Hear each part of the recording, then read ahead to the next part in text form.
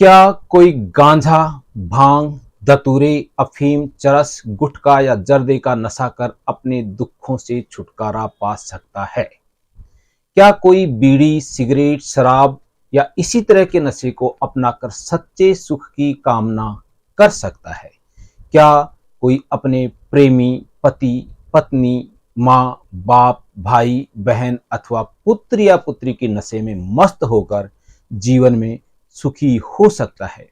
क्या कोई अपने जाति, धर्म, क्षेत्र, भाषा, लिंग, वर्ण या रंग के नशे में दीवाना होकर खुद या औरों को सुखी या खुशी रख सकता है? अगर उपरोक्त का जवाब आपकी तरफ से हाँ है तो मुझे आपसे कुछ नहीं कहना है, मगर आपका जवाब नहीं है तो मैं आपसे बहुत कुछ कहना और सुनना चाहता हूं।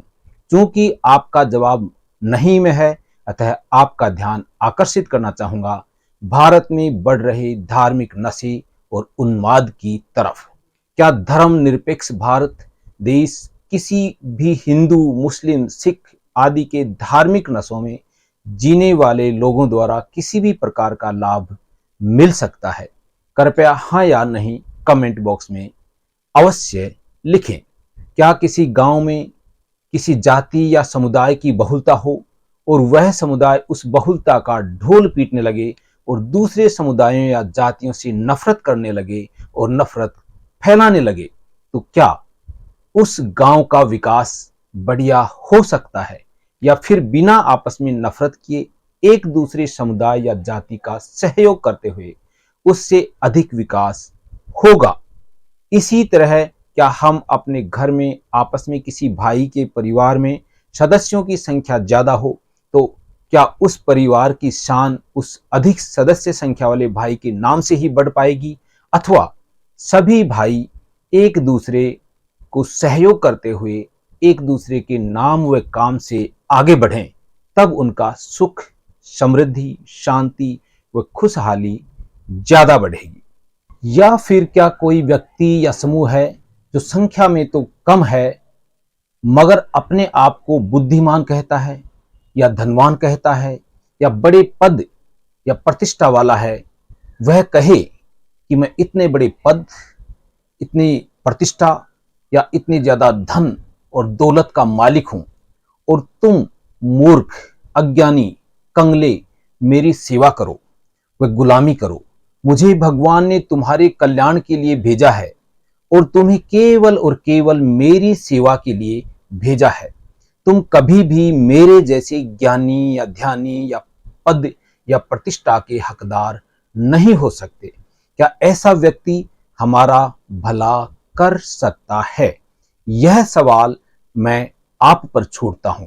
कृपया कमेंट बॉक्स में जवाब अवश्य लिखें। क्या सब लोग अपने अपने नशे में चूर, अपने अपने अहंकार में चूर रहें, तब उनकी खुशहाली, सुख, समृद्धि व शांति बढ़ेगी या इन अहंकारों को छोड़ने पर बढ़ेगी? क्या भारत की मूल संस्कृति अहंकारवादिता की रही है या फिर निरअहंकारवादिता की रही है? कमेंट बॉक्स में अवश्य लिखें। क्या हमें इस तरह की अहंकारवादिता पर गर्व करना चाहिए?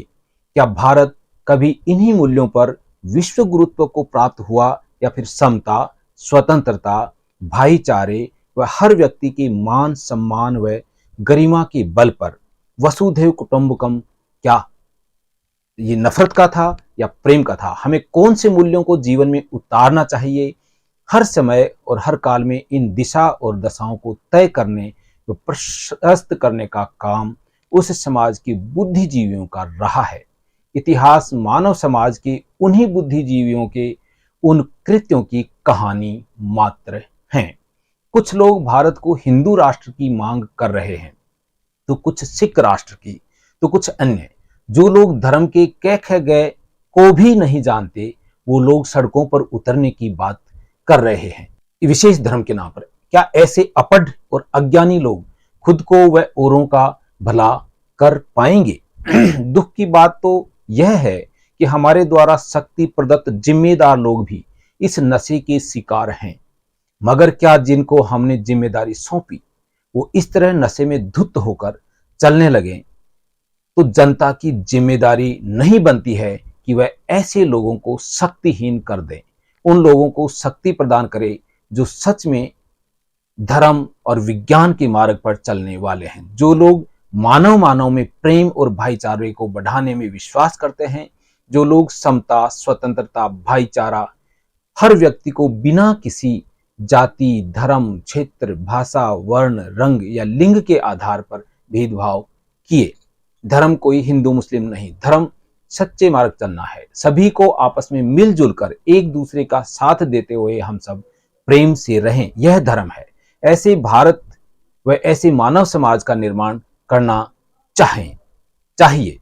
क्या हमारा भी यह फर्ज नहीं बनता है कि हम ऐसी विचारधारा को आगे बढ़ने के लिए हमसे जो कुछ बन पड़े हम करें, ताकि समता, स्वतंत्रता का प्रादुर्भाव बढ़े। हमारे पास वह यह शरीर है, हम जितना बन पड़े इस शरीर को उस उद्देश्य के लिए लगाएं। हमारे पास मन है, हम अपने मन को उस उद्देश्य के लिए लगाएं। हमारे पास धन है तो हम धन को भी उस उद्देश्य के लिए लगाएं, क्योंकि अगर हमने ऐसा नहीं किया तो आने वाली पीढ़ियां हमें कोसेंगी कि हमारे पुरखों के पास तन, मन व धन सब था, मगर उन्होंने उसका सदुपयोग नहीं किया, बल्कि भौतिकवाद के चक्कर में अनेकों अनेकों नसों के बीच हमें पैदा कर चले गए।